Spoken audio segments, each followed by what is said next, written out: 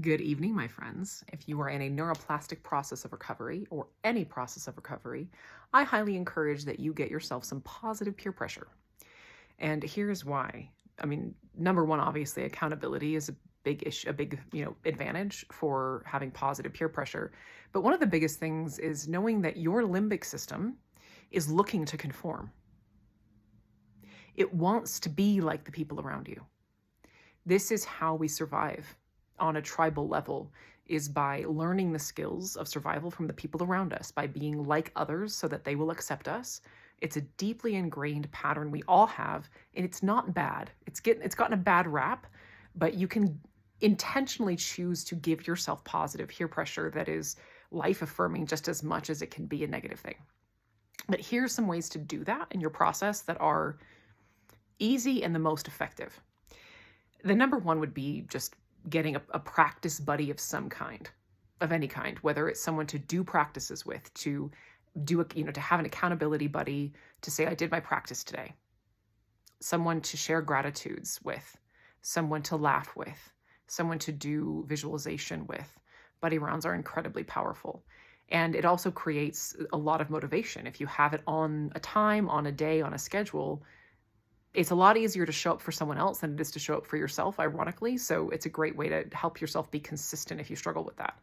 But a couple of bits of information here that are really helpful around we're designed to conform is that you perform up to 15% better just sitting near a high performer, and up to 30% worse sitting near a low performer. We are incredibly receptive to the people around us, and that's a study that was done on people who are sitting within a 25-foot radius around other people. But there's a real lesson there when it comes to even our parasocial relationships, the people that you follow on social media, the music you listen to, the podcasts you listen to, anything that goes in your brain in the day-to-day, anything you read, anything you listen to at all, have a profound influence on your perspective, on your beliefs, on the way you perceive yourself, on how you perceive challenges, on how you perceive life, on how you perceive the process of recovery. It's so powerful. So it's all these little fine-tunes, seemingly small ways that we're connected to other people actually have a profound impact. And one of the greatest bits of this is that it's effortless to a certain degree. It takes a lot less effort to curate what information is coming into you in the day-to-day, into your brain, than it does to do a lot of other parts of recovery. And one part of this is mirror neurons. If we are watching someone else, like right now while you're talking to me, your brain is starting to fire the same pathways that are firing in my brain because I'm looking at you.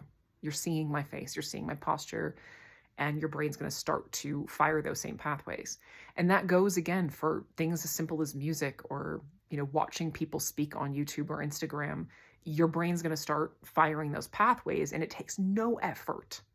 The only thing you have to do is find people, so this is the second bit, who have the beliefs, habits, attitudes, and outcomes that you want to have in your life.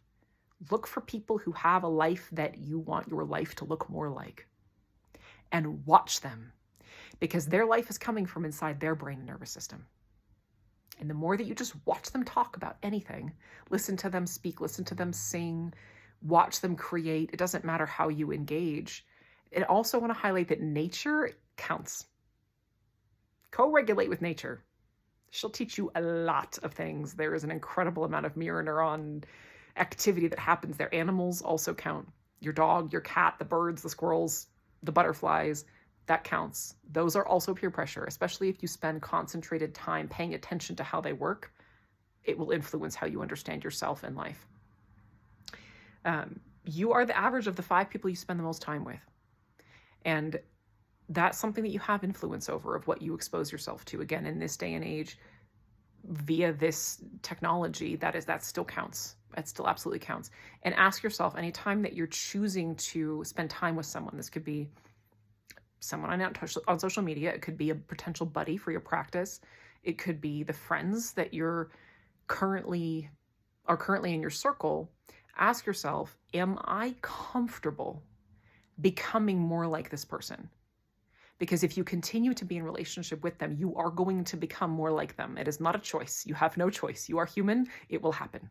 You'll pick up their mannerisms. You'll pick up the phrases that they say, the facial expressions they make, the way they talk with their hands, their attitude about everything.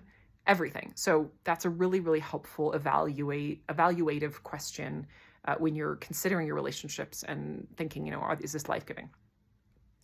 The last bit of advice I have for you here is possibly the most important.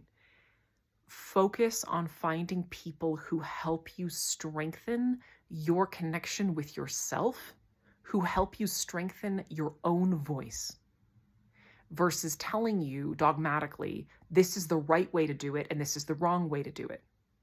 Anything, from recovery to life to relationships, anything. Look for people who say, if you're in this situation, here's some information to consider. Here are some practices that might work for you. Try them and see what happens. People who teach you somatics, who teach you neuroplasticity to help you connect with your own inner wisdom, to help you connect with that deep intuitive voice in your body that is only looking out for your survival because it literally doesn't know how to do anything else. Look for those people. Especially those of us in recovery, we've often been used, neglected, or abused by people in power.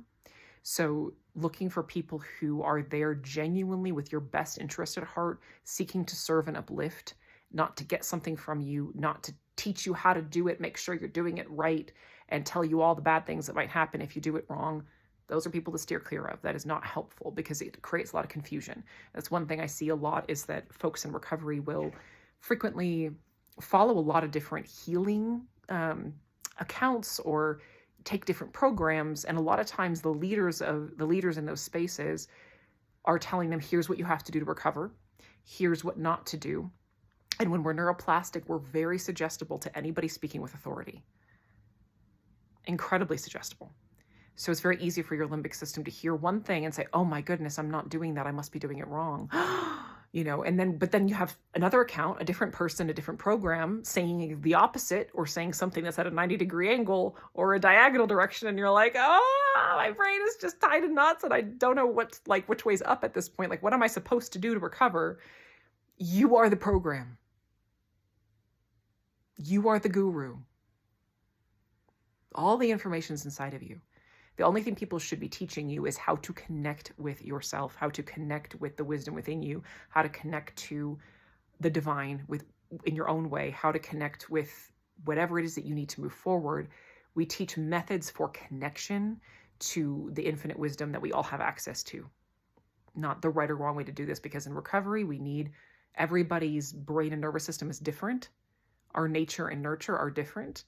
How our nervous system works, how our brain works, there are commonalities and ways, scientific, observable ways that we are all the same as human beings. Those are things that we can teach pretty confidently, but look for people who are seeking to use that information to uplift you, not to control you, not to make you right or wrong, not to teach you how to do it, but to teach you yourself, to teach you how to understand yourself. Love you guys.